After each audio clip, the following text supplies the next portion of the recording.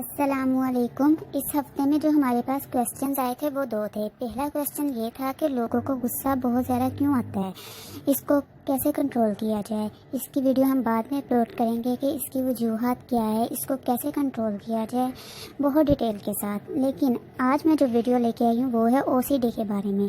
OCD بیماری عام نہیں ہے، پھر بھی جس کو ہو جاتی ہے اس کے لیے سہانے روح بن جاتی ہے۔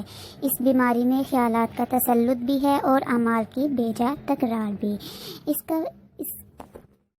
انسانی دماغ میں خیالات ہر وقت آتے رہتے ہیں، یہاں تک کہ سوتے میں بھی خوابوں کی شکل میں آ جاتے ہیں۔ کسی اچھی چیز یا واقعہ کا خیال آئے تو لطف آتا ہے اور خوشی محسوس ہوتی ہے۔ کسی تکلیف دہ واقعہ کا خیال آئے تو پریشانی ہوتی ہے۔ پر تکلیف دہ واقعات سے سمجھوتا کر لیتا ہے اور رفتہ رفتہ ان کو بھول جاتا ہے، خیالات سے بھی چھٹکارا حاصل کر لیتا ہے۔ لیکن obsession میں انسان کا دماغ ایسے خیالات کی یلغار کا نشانہ بن جاتا ہے جو نہایت تکلیف دہ اور پریشان کن ہوتے ہیں، نہ روکے جا سکتے ہیں نہ بھلائے جا سکتے ہیں، جو اصل حقیقت کے برعکس ہوتے ہیں۔ OCD میں مریض کے دل میں ایسی سوچ آتی ہے، ایسی امیج آتی ہے جو بار بار اس کے دل میں آتی رہتی ہے، چاہے وہ پڑھ رہا ہے، کام کر رہا ہے یا کچھ بھی کر رہا ہے، یہ سوچ اس کے دل میں آتی رہتی ہے۔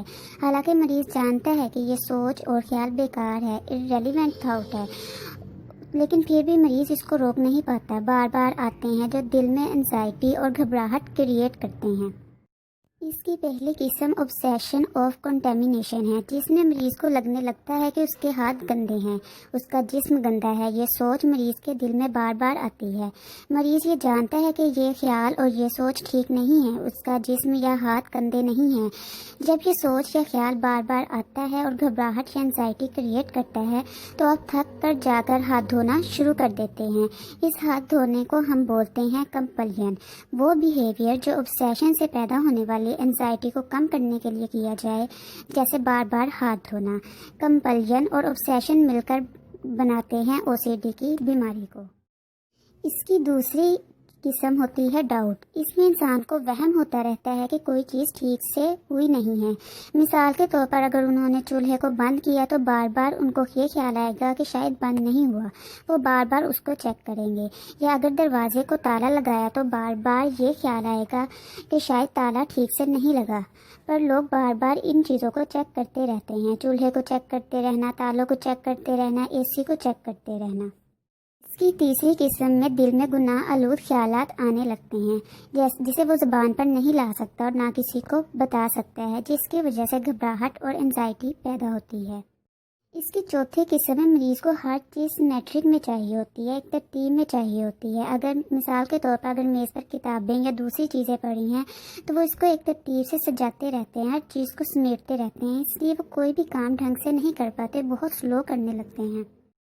OCD کی بیماری کی سب سے بڑی نشانی یہ ہے کہ لوگ اس کو پہچان ہی نہیں پاتے۔ انہیں لگتا ہے کہ یہ میرے دل کا وہم اور وسوسہ ہے، میں خود ہی اس کو روکوں گا۔ وقت گزرتا رہتا ہے، بیماری بڑھتی چلی جاتی ہے۔ گھر والوں کا کردار بھی اس سلسلے میں بہت اہم ہے۔ ان کو یہ بات سمجھ نہیں آتی کہ مریض کے ساتھ کیا ہو رہا ہے۔ وہ فرد کو بار بار ہاتھ دھوتا دیکھتے ہیں یا بار بار چیکنگ کرتا دیکھتے ہیں تو گھر والے کہتے ہیں یہ تمہارے ہاتھ میں ہے، اس کو روک لو، کوشش کرو، تم ڈرامہ کر رہے ہو یا پریشان کر رہے ہو۔ گھر والوں کو یہ بات سمجھانا بہت ضروری ہے کہ وہ ڈرامہ یا پریشان نہیں کر رہا، وہ تو خود پریشان ہے، ڈانٹ ڈپٹ سے یہ بیماری ٹھیک نہیں ہو جائے گی۔ مثال کے طور پر اگر کسی کو اینک لگی ہو اور اسے کہا جائے کہ تم ڈرامہ کر رہے ہو یا دیکھنے کی کوشش کرو، تو ایسے ڈانٹنے سے اسے نظر آنا شروع نہیں ہوگا، اسے اینک کی ضرورت پڑے گی۔ OCD کی بیماری کیوں ہوتی ہے، اس کی وجوہات کیا ہیں؟ اس میں ایک پرٹیکولر کیمیکل کی کمی ہو جاتی ہے۔ برین میں ایک کیمیکل ہوتا ہے جسے سیروٹونن کہتے ہیں، اس کی ڈیفیشنسی یا ارریگولیشن کی وجہ سے، مثلاً جب سیروٹونن ٹھیک سے کام نہیں کر رہا ہوتا ہے یا اس کے لیول کم ہو جاتے ہیں یا ٹھیک سے ایکٹیویٹی نہیں کر پاتا تو OCD ڈیولپ ہو جاتا ہے۔ ہمارے دماغ میں مختلف اقسام کی خیالات اور سوچیں آتی رہتی ہیں۔